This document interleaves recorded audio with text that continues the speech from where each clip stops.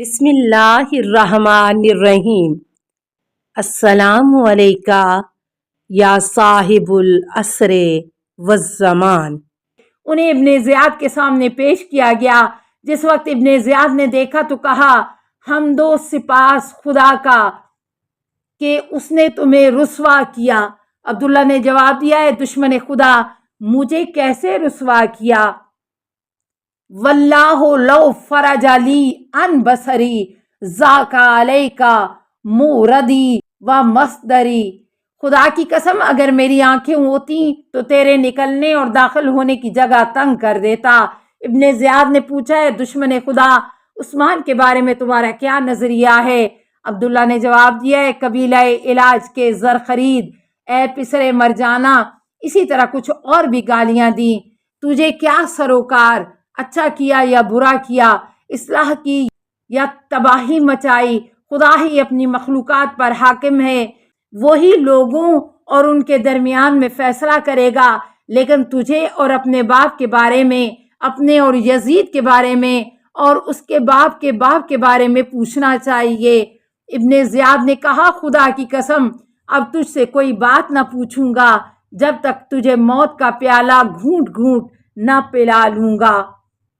عبداللہ نے کہا، تمام عالموں کے مالک خدا کا شکر ہے کہ میں نے تیری پیدائش سے قبل ہی خدا سے دعا کی تھی کہ مجھے شہادت سے سرفراز فرمائے، اور میں نے خدا سے دعا کی ہے کہ میری شہادت ایسے شخص کے ہاتھ سے ہو جو تیری نظر میں سب سے زیادہ ملعون ہو اور سب سے زیادہ جس پر خدا غضبناک ہو۔ جب میں نابینا ہو گیا تھا تو مایوس تھا کہ اب شہادت سے سرفراز نہ ہو سکوں گا۔ اب خدا کا شکر اور اس کی حمد و ستائش بجا لاتا ہوں کہ میں اپنی آرزو سے ہمکنار ہو رہا ہوں۔ ابن زیاد نے جلادوں سے کہا کہ اس کی گردن مار دو۔ عبداللہ کو قتل کر دیا گیا اور لاش کو کوفہ کے کناسہ میں دار پر چڑھا دیا گیا۔ ترجمہ لہوف، صفحہ 164، بحار الانوار، جلد 45، صفحہ 120، ارشاد مفید، صفحہ 229۔ دوسری روایت ہے کہ احاطہ مسجد میں دار پر چڑھایا گیا۔ کامل ابن اسیر، جلد 4، صفحہ 82۔ صلوات ہو تمام فرشتوں اور خاصان خدا کے اس غیرت مند جواں مرد علوی سپاہی پر جس کا دل روشن اور پاک تھا۔ منازل کوفہ و شام کے مصائب۔ اہل بیت نبوت کے دردناک مصائب میں یہ بھی ہے کہ یزید کے فرمان کے مطابق ابن زیاد نے حکم دیا کہ اہل حرم اور بچوں کو ہر طرح کی اذیتوں کے ساتھ شام لے جایا جائے۔ یہ بھی حکم دیا کہ سید سجاد علیہ السلام کی گردن میں دوبارہ غلے جامہ آہنی گردن بند ڈالا جائے۔ تاریخ طبری جلد 6، صفحہ 254 کا فقرہ ہے کہ سراہ فی عصرہم علی ابن الحسین مغلولتا یدیہ الی عنقہ وعیالہ معہ۔ حضرت علی بن حسین کو اس طرح زنجیر پہنائی گئی تھی کہ آپ کے ہاتھ گردن سے بندھے ہوئے تھے اور آپ کے ساتھ اہل حرم بھی تھے۔ سید سجاد اور ان کے ہمراہوں کو محفر بن سالبہ اور شمر بن ذی جوشن کے حوالے کر کے دل خراش حالت میں شام کی طرف روانہ کیا گیا۔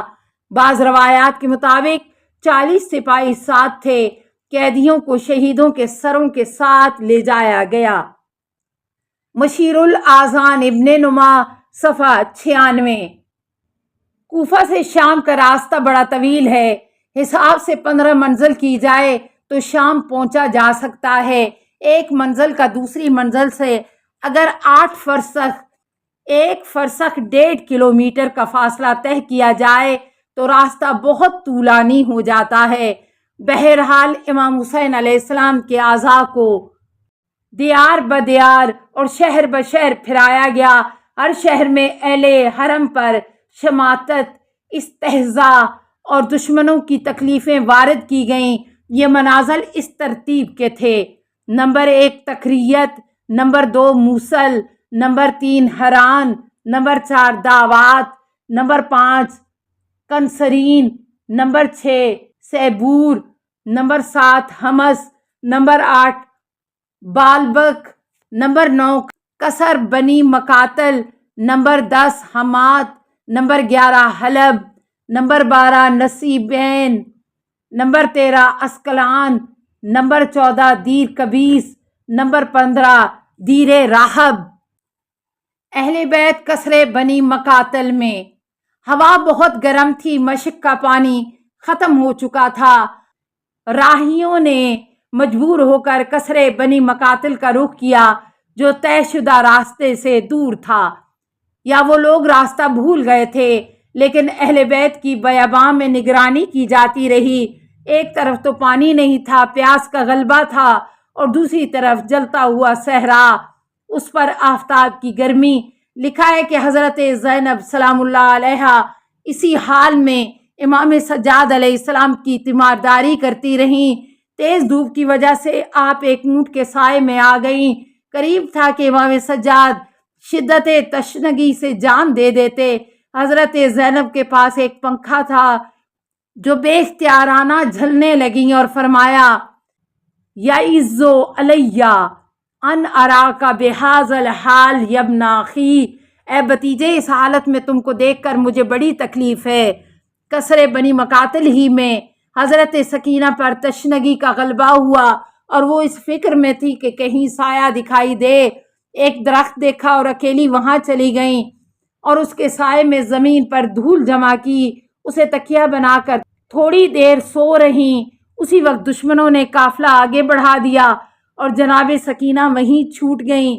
فاطمہ بنت الحسین جو سکینہ کے ساتھ محمل میں تھیں، سوار ہوتے ہوئے دیکھا کہ سکینہ نہیں ہے، فریاد کرنے لگیں، اے سارباں، میری بہن محمل میں ساتھ تھی، وہ نہیں ہے۔ سارباں نے توجہ نہیں کی۔ فاطمہ نے فرمایا، خدا کی قسم جب تک میری بہن نہیں آئے گی میں سوار نہیں ہوں گی۔ سارباں نے پوچھا، وہ کہاں ہے؟ فاطمہ نے کہا، میں نہیں جانتی۔ سارباں نے آوازیں دیں، اے سکینہ جلد آؤ اور خواتین کے ساتھ اونٹ پر سوار ہو، لیکن کچھ پتہ نہ چلا۔ قافلہ آگے بڑھ گیا۔ آخر کار جب دھوپ کی تیزی سے سکینہ بیدار ہوئی تو دیکھا کہ قافلہ روانہ ہو چکا ہے۔ قافلے کے پیچھے دوڑیں اور فریاد کرتی جاتی تھیں، میری بہن فاطمہ، میں تو محمل میں نہیں ہوں، تم کیسے چلی گئیں؟